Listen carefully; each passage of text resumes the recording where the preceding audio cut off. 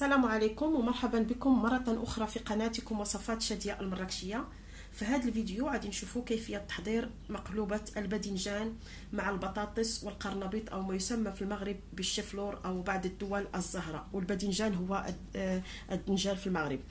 فهذه الوصفة كنحتاجوا يعني كمية من الدجاج وحسب رغبة وحسب الأشخاص البيت. فهنا أنا عندي 2 فخاد أو ممكن دجاجة كاملة مقطعة إلى أطراف أو لحم غنم أو لحم بقر، فحسب كل شخص أشنو كيفضل في اللحوم. وغنحتاجوا بصلة مقطعة اللي غادي نقلي بها هذا الدجاج، لان هي اصلا الدجاج يسلقوه، ولكن انا افضل يعني بطريقتي الخاصه ما احب اسلق الدجاج لان اشعر برائحه الزفر فيه، فمن الاحسن نقليه بالبصل وبعدين نعمل عليه الميه مع البهار ديالو. فهذه اول خطوه. وبعدين نحتاج الباذنجان اللي مقطع على هذا الشكل دوائر. في ناس يعني يقطعون منه للتزيين، يزيلون شويه من هذا الجلف، وفي ناس اللي يزيلون الجلف كله، ولكن لما نزيل الجلف يعني هذا الغطاء او القشر تاع الباذنجان، فالباذنجان بسرعه بيدوب، فهذا الجلد او القشر بيحافظ على الباذنجان. وفي عندي 3 بطاطس اللي مقطعه على هذا الشكل يعني بسمك شويه كبير. وعندي الى 8 شكل من هذا الشفلور او القرنبيط او الزهرة ببعض الدول كيف ما يسمونه. وعندي بصلة مقطعة بهذا الشكل يعني شرائح. وفي كوبين من الرز البسمتي او ممكن يستعمل الرز المصري، الرز سميك اللي منقع في الماء تقريبا نصف ساعة. وعندي هنا شعرية بهذا الشكل اللي بعدين حنقليها بالزيت لتعطي هذا اللون الذهبي الاحمر الجميل.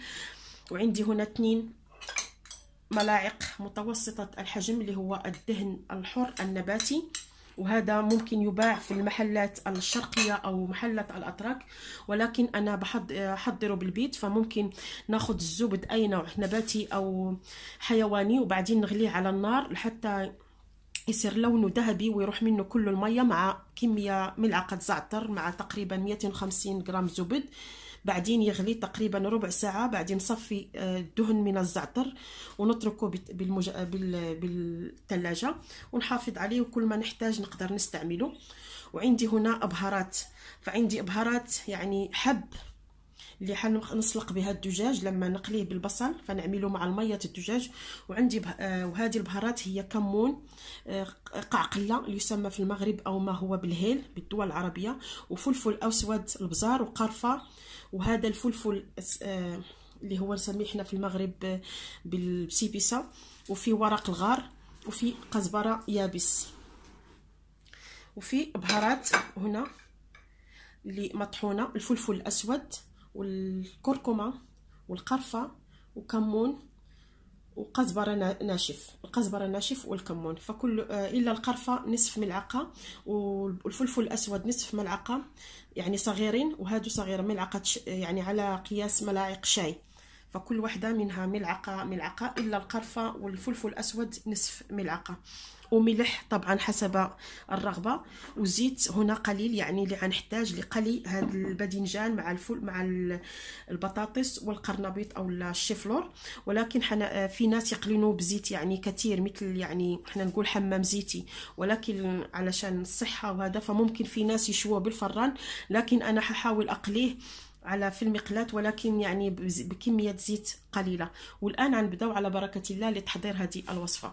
فأول شيء حنقلي اللحم بالبصل وبعدين نسكب عليه نعمل هادو البهارات يعني بهذا هنا لحتى البهارات ما تبقى بالمية وما نقدر يعني وما نحتاج بالأخير مصفاية. فحنخلي البهارات كلها هنا، هذه أول خطوة.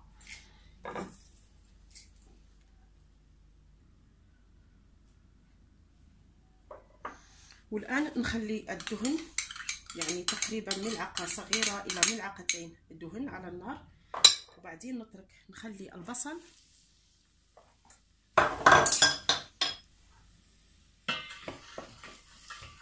وبعدين نضع قطع الدجاج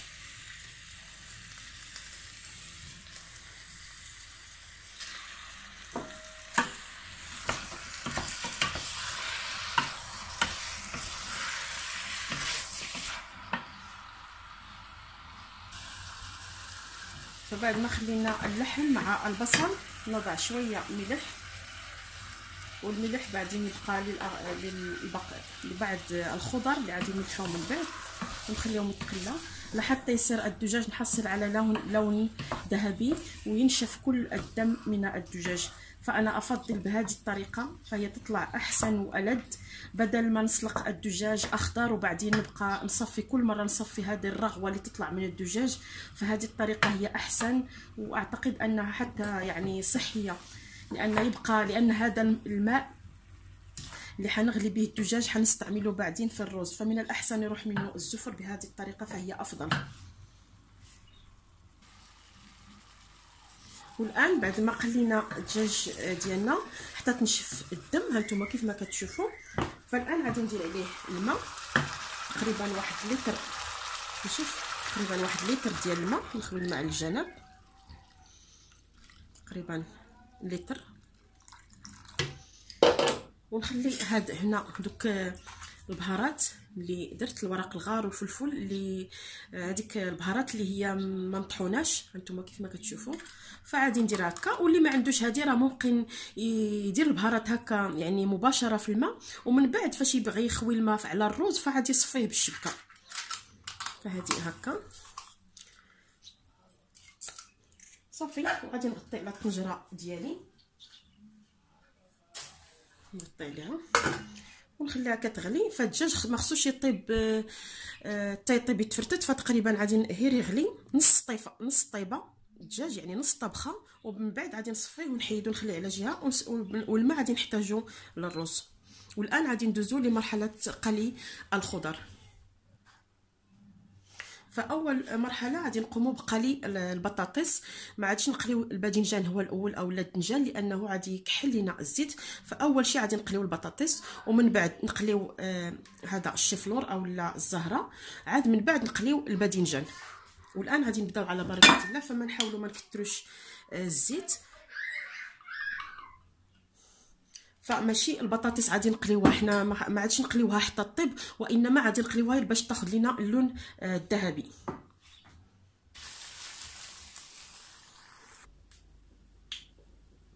والان بعد ما قليت البطاطس، فالبطاطس خصها تاخذ غير يعني لون مثل هذا الشكل، يعني من على الجانبين، فماشي بالشرط خصها تستوي، لان من بعد غادي تستوي مع الرز بهذا الشكل. والان غادي نقليو الشيفلور او الزهره، فخصو يكون بهذا الشكل يعني صغير. فغادي نحطوه في الزيت، ونخافوا لا يطير علينا ولا شي حاجه، نساعدوه بغطاء اللي يكون مثل هذا الشكل بثقب او لا اي شيء باش ما يطيرش. نتوما كيف ما كتشوفوا كيفاش ما يطير. وغادي حتى نحصلوا حتى هو على لون مثل البطاطس، ومن بعد نقليو الباذنجان. والدجاج بعد ما خليته نصف ساعه تسلق، فما خصوش يطيب حتى يهرى، خصو يبقى واقف. فخليته نصف ساعه، ها هو غادي نحطو على جهه حتى يتصفى. وهذاك الماء فاش غلا فغادي نطفي عليه ونخليه، اللي غادي نحتاجو على المرق باش نديرو الرز بعد ما ننتهي القلي ديال الخضر. هانتوما كتشوفوا فدوك البهارات عطاو نكهه يعني رائعه طالعه من البخار ديال. فغادي نطفي عليه ونخلي هذا حتى ننتهي القلي ديال الخضر. فبعد ما قلينا القرنبيط او الشيفرون، فالان غادي نقليو الباذنجان بهذه الطريقه بالزيت قليل، يعني ماشي زيت كثير، ماشي حمام زيتي. فاحنا ما كيهمناش، المهم الخضر تستوي بالقلي، المهم الخضر هو انها تاخذ هذا اللون الذهبي ديال القلي. فهانتوما كتشوفوا فتقريبا الدنجان بحال الا قليتو تقريبا غير بملعقه زيت. ها المقله يعني المقله ناشفه بزاف، فخصو هو غير ياخذ ليه هذا اللون صافي ونحيدو، يعني غير هذا اللون ونحيدو. والان انتهينا قلي الباذنجان، فكنقليوه تقريبا بزيت قليل تيجي ناشف من الزيت، فما كيجيش مزيت بزاف. والان المقله ها هي نشفات تقريبا، فغادي ندير تقريبا واحد 2 حتى 2 ملاعق ديال الزيت، تقريبا ملعقه. وغادي نحط فيه هذا الدجاج اللي سبق ليا اللي كيف ما تشوفوا الدجاج اللي سبق ليا صفيت، فهو غادي نحطو فيه وغادي نحطات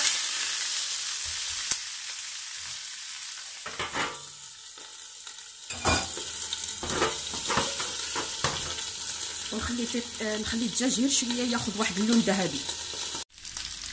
والان ها هو الدجاج تحمر، فغادي ناخذوه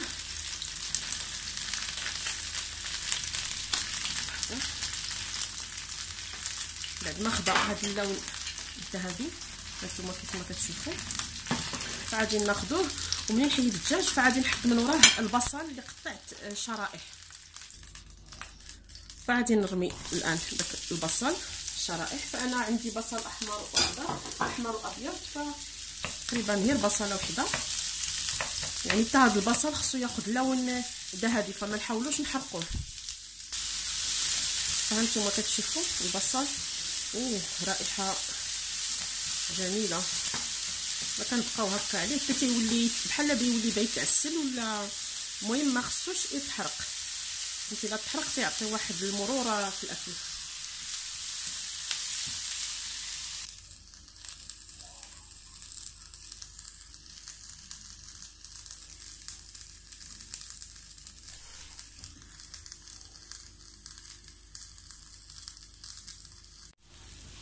والان ها البصل ها ما شفتوه هو تقلى تقريبا ناشف. هانتوما كيف كتشوفوا المقلاة ما فيهاش الزيت.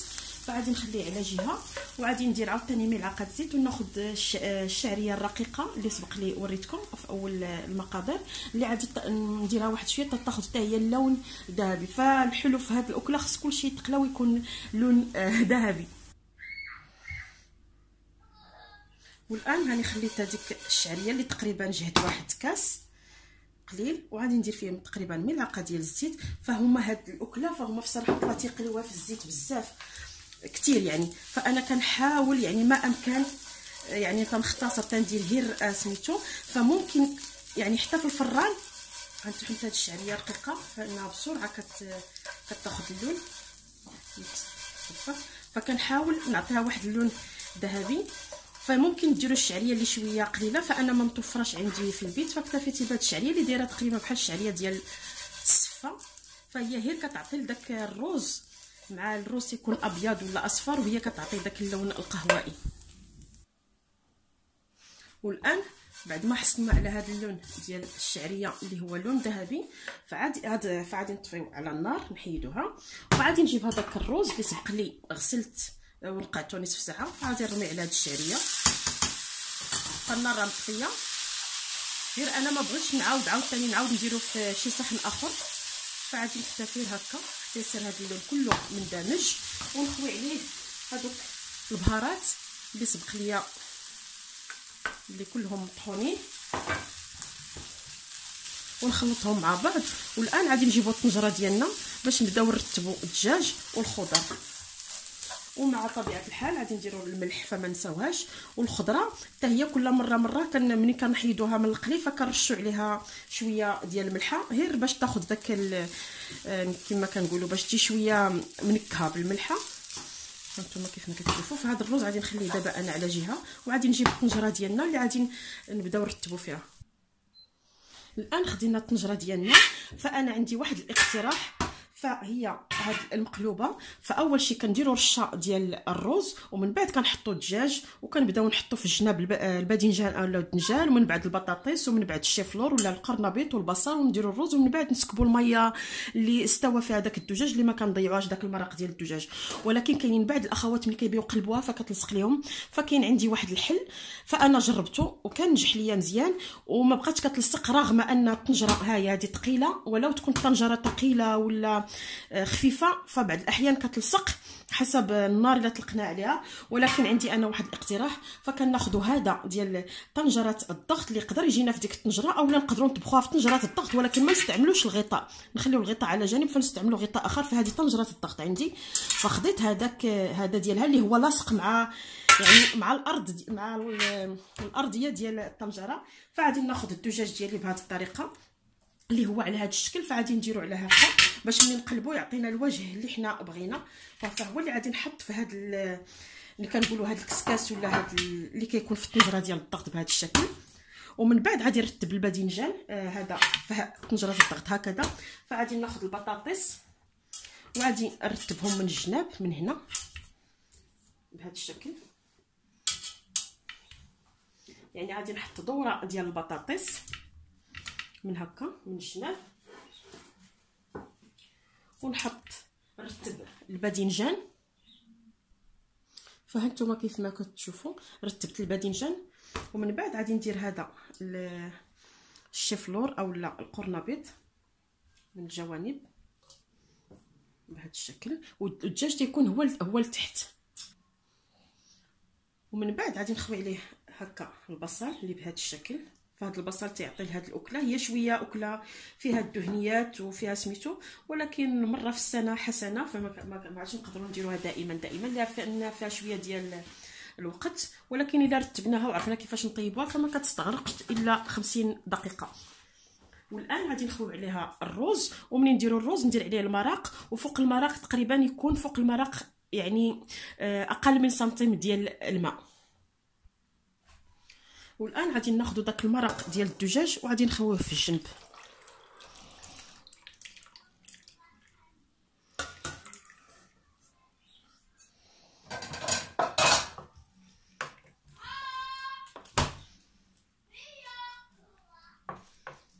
فعادي هي فملي تبدا تغلي الماء فعادي نشوفوا الماء غادي يطلع الفوق، فخصو يطلع تقريبا 1 سنتيم. ننتظر عليها دابا حتى تغلي وغادي نشوفوا. فإلا خاصها الماء غادي نزيد تقريبا 1 الكاس ديال الماء. والان هي بدات تتغلى، فحسيت بان الماء قليل، فزيد تقريبا 1 الكاس ديال الماء. هانتوما كيف ما كتشوفوا ها هو. صافي غادي نخليها على نار عاليه تقريبا 10 دقائق، ومن بعد نقص عليها تقريبا 40 دقيقه، ومن بعد نتلاقاو نشوفوها كيفاش هاد المقلوبه غادي تجي ان شاء الله. نتمنى تجي على حلوه.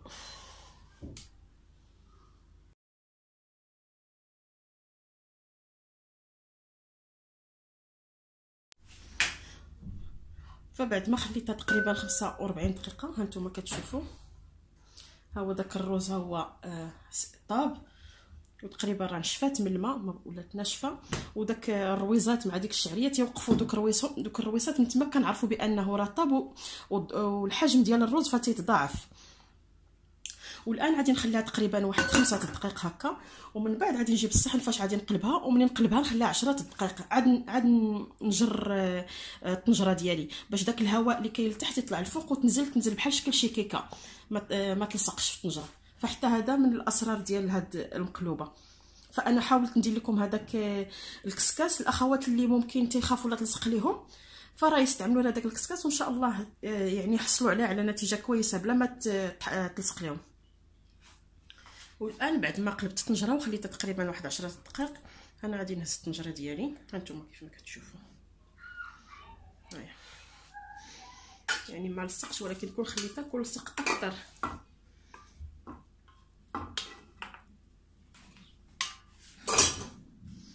وغادي نهز هذا الكسكاس اللي دار. والان هانتوما تتشوفوا الشكل النهائي ديالها، فكتجي بحال شكل من الجناب بحال شي كيكه. فانا درت هذه القضيه ديال الكسكاس فهي جد رائعه. الاخوات اللي كيلصق ليهم فاستعملوا هذاك الكسكاس ديال طنجره الضغط. والان غادي نزوقوها باللوز، وكنتمنى هذه الاكله ان شاء الله المقلوبه من الاعجاب ديالكم.